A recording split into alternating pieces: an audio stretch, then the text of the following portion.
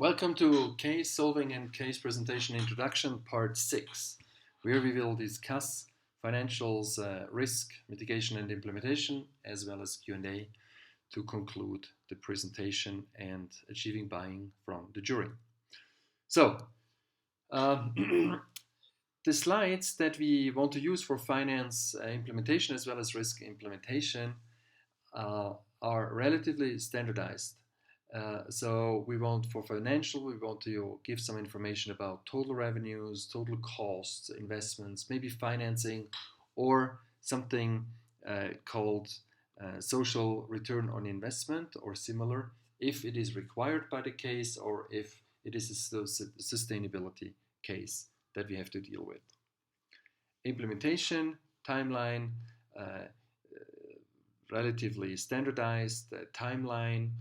What are the next steps? What are dependencies? What are milestones, decisions to be taken? Risks and mitigation is basically indicating that you are aware that every solution has some risk or downsides and you thought about how these can be minimized. Crowdfunding is sometimes considered as a financing option. However, I believe it should be a rather operational aspect of the solution, of the short-term or long-term solution, instead of the finance part only. So let's look at the finance part. I typically like slides that basically combine some kind of revenue, cost, profit, of course not all of them together, and some key indicators that are required by the case. The slide, the example on the left side is basically very similar. Also some kind of revenue figures and then the ROI. I think the right side is not so nice. It's a lot of repetition. The formula, we shouldn't introduce the formula here. So, but the left side I really like because it basically says revenue and profit forecast for the next years. And on the lower part, it basically splits the revenue into expansion into Europe and China. And Europe and China, those are buzzwords or concepts introduced in the long-term strategy before.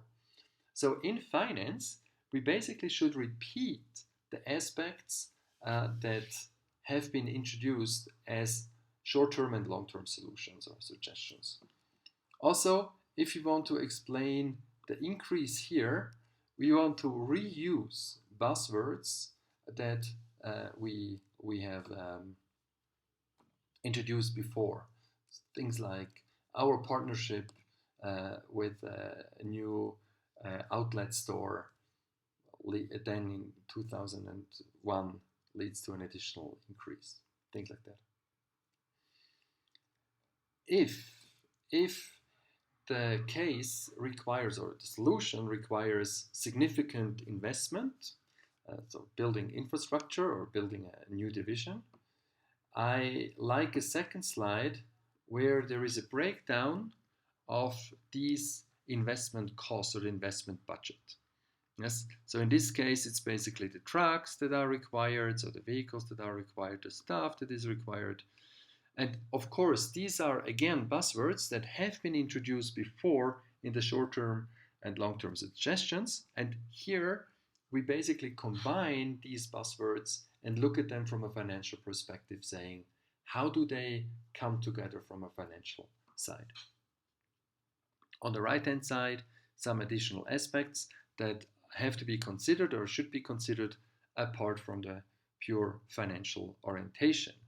And this is also what I would like to introduce on the next slide here. Sometimes the case requires additional measurements outside of finance. Sustainability is being a very typical one. However, here it is basically the question how many of the Dutch employed work population can be addressed. Yes. So again, here we have the working population, that's a buzzword that has been introduced before. It has also been introduced how we can reach them, meaning how we select the right employer, how we select the right cities, how we select the right engagement programs. So what are the benefits for the employers? And then on the right side, we basically indicate how many of those that we reach can we turn into supporters. And again, we use the buzzwords like working population, for instance, that we have introduced in the suggestions before. On the right side, it's a very similar concept because here the case specifically asks for loyalty and satisfaction. So the solution here would be saying that we attract new customers and we attract the new customer more selectively so that we can actually satisfy them. So we don't want to have everybody as a customer. So here there is a clear indication how the new customers increase or over increase our satisfaction. So these are two examples how additional numbers, apart or in addition to financial numbers, might be relevant and can be added in the financial section. These are two examples of implementation timelines. So we typically split up our Gantt chart into sections, quarters or months, weeks, quarters, years, depending on your suggestions. Then here we have actually 3 suggestions, yes, and then for every suggestions we repeat our buzzwords, develop new attractions, construction, marketing, and in the short-term and long-term suggestions we have explained what are the details that have to be done here. But in this timeline overview, we basically explain how they come together. Here is an example where the 2 suggestions, the short-term and the long-term suggestion, is not only a name but also a picture. And here, the team has introduced like important milestones or important decisions that need to be taken. Here we also see that you might want to introduce something like what are the next steps or the first steps, and the task force is always a great option because whatever you do, you typically have to set up a task force. So here you can say, and what is it that you actually do tomorrow, the first thing that you do tomorrow? Well, try to think of a task force comprising these departments that are listed in the timeline. Great. Risk, again, a rather standardized approach.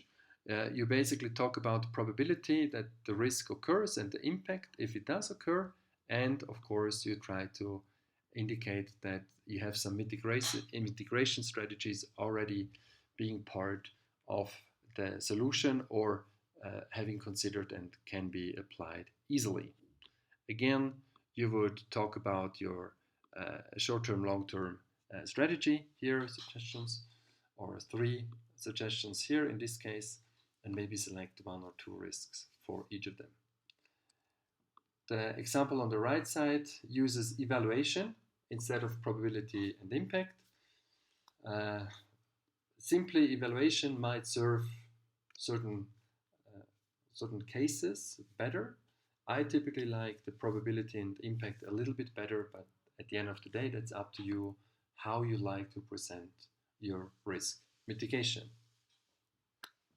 Importantly, after you have summarized the buzzwords in the financials as well as implementation and risk, you have to come back to the management summary and you basically have to repeat the same statements that you made before and indicate that you, or remind the jury that you have considered the challenges, the solutions are feasible and they do result in what you have laid out in the beginning or what has been laid out in the case. So repeat the management summary again as your last slide of the presentation. It's actually not, so that basically concludes that the jury understands how the key aspects and buzzwords integrate from a financial perspective, and it's they are repeated, the jury is reassured that your suggestions are actually feasible and they do fall in place with the different aspects that you have presented. It is not the last part. The last part is the question and answer part. And this is the part where the jury gets the voice, so the jury can reiterate what they have heard with their own words. So there are some best practices here. So one would be try to keep the answer short so you can answer as many questions as possible. Sometimes the questions seem very simple in the sense that you have already answered them during the presentation. And yes, juries, they sometimes need clarifications. Maybe they didn't get all the details in the first run. Maybe it was too much content, too short time. If questions are critical negative, don't feel offended. You might want to start with something like our analysis shows, so try to be really neutral. Yes. And one of the biggest mistakes is that everybody wants to answer the question. And it is one person only that answers the question. One, yes, one.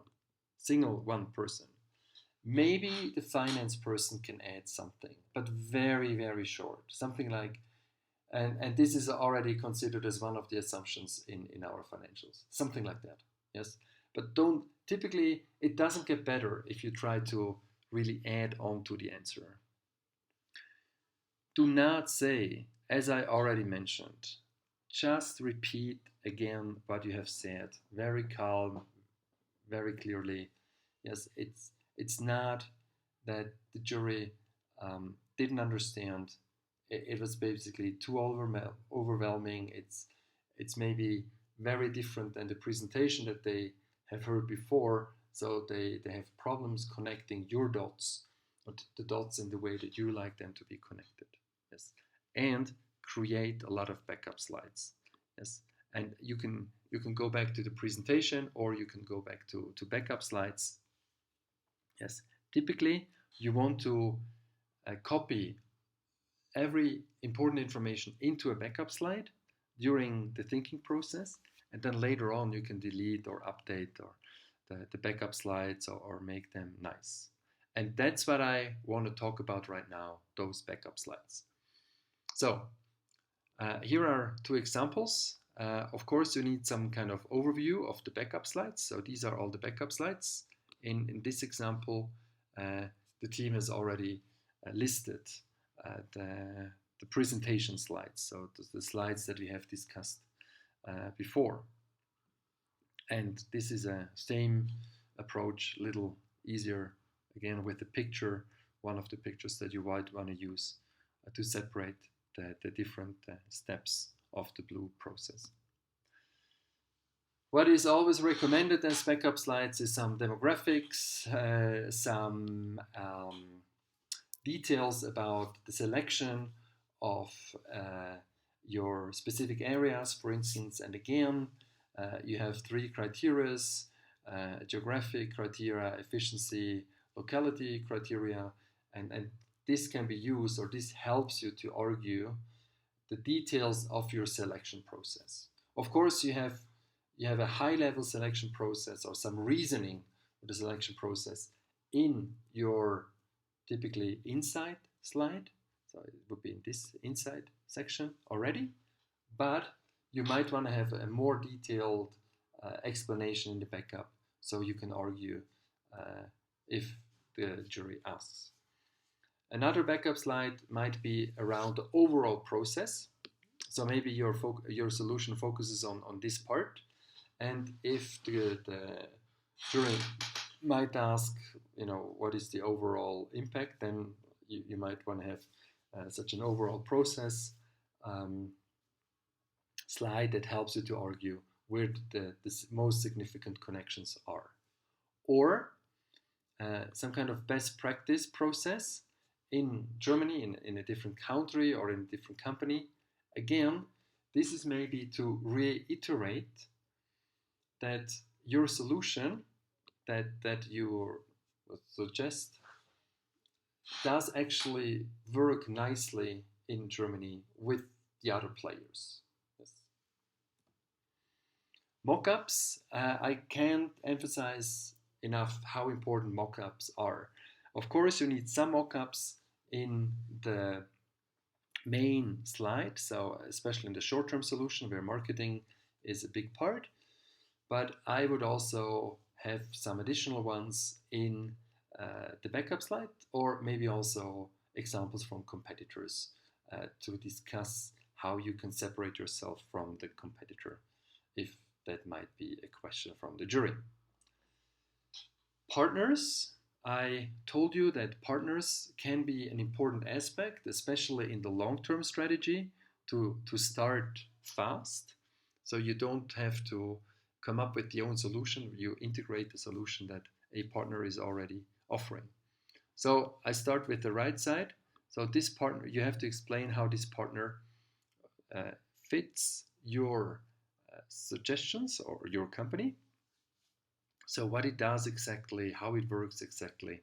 Yes, again, you need something in the main slide, but you might want to have more discussion, more options for discussion in the backup. This on the left-hand side is an example of a selection of a location. Now, this is a not so good example, to be honest. It's taken from the long-term strategy. It does establish criteria, and it basically suggests different locations. What it lacks is basically saying some kind of analysis, how feasible is it, or how feasible is each of these locations for the criteria, how fast, and so on. And this is something that you definitely have to do in the Q&A, in the backup slides, because I'm pretty sure that the jury will ask, why have you selected train station over campuses? Yes. And then you need to map these criteria or value these criteria with pie charts, for instance. How convenient are shopping centers? How convenient are train stations? How convenient are campuses? And so on. In the backup slides, you may also include additional details for financials. And here you can use Excel tables. In the main slide, so in the financial part down here, I don't recommend Excel tables. You have to make nice looking charts. Last but not least, I would definitely prepare a slide where you talk about the task force and you basically indicate who might be on the task force and what the responsibilities are. Or you can actually take it a step further, that you actually provide some kind of profile for each of the person that might be hired or might be on the task force. So again, these are slides that the jury might be asking for, but these are also slides that you can easily use. So you can try to answer the question and basically jump to the task force slide and say, well, that's why we actually have our IT expert on our task force, and she is actually specifically responsible for answering the exact same question that the jury was asking.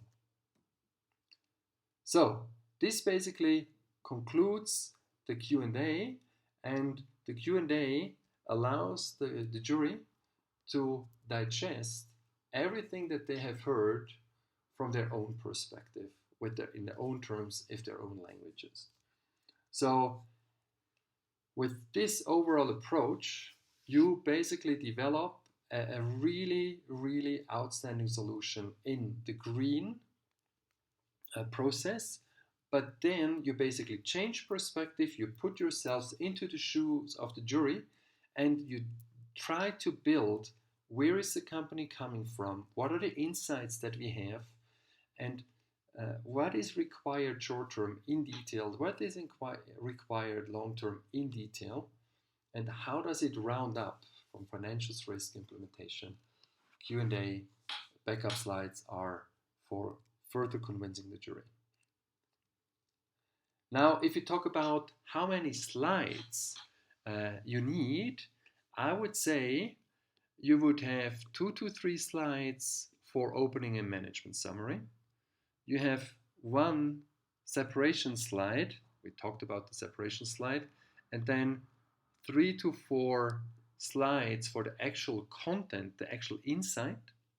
Again, a separation slide for the first solution, give it a name, don't call it short term, give it a name, and then 4 to 5 slides indicating the details of this short-term solution, and it should include marketing, some marketing mock-ups, some information, which store you're selecting, which influencers you're selecting, what are the key messages that the influencer should provide, and so on.